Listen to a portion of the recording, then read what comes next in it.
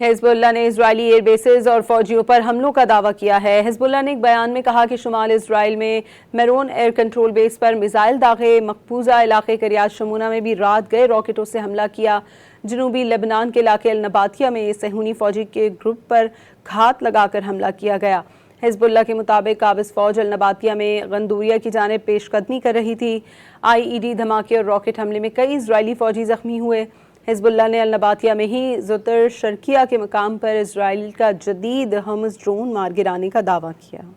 Hezbollah ने Israeli air bases और फौजियों पर हमलों का दावा किया है। हिजबुल्लाह ने एक बयान में कहा कि शुमाल इजराइल में मेरोन एयर कंट्रोल बेस पर मिसाइल दागे, मकबूजा इलाके करियात शमूना में भी रात गए रॉकेटों से हमला किया। जनूबी लेबनान के इलाके अल नबातिया में सेहूनी फौजी के ग्रुप पर घात लगाकर हमला किया गया। हिजबुल्लाह के मुताबिक काबिज फौज अल नबातिया में गंदूरिया की जानिब पेशकदमी कर रही थी। IED धमाके और रॉकेट हमले में कई इजरायली फौजी जख्मी हुए। हिजबुल्लाह ने अल नबातिया में ही ज़ुतर शर्किया के मकाम पर इजराइल का जदीद हमस ड्रोन मार गिराने का दावा किया।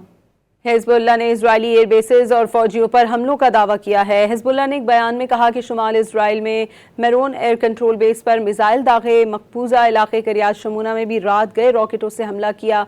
जनूबी लेबनान के इलाके अल नबातिया में सेहूनी फौजी के ग्रुप पर घात लगाकर हमला किया गया। हिजबुल्लाह के मुताबिक काबिज फौज अल नबातिया में गंदूरिया की जानिब पेशकदमी कर रही थी। IED धमाके और रॉकेट हमले में कई इजरायली फौजी जख्मी हुए। हिजबुल्लाह ने अल नबातिया में ही ज़ुतर शर्किया के मकाम पर इजराइल का जदीद हमस ड्रोन मार गिराने का दावा किया।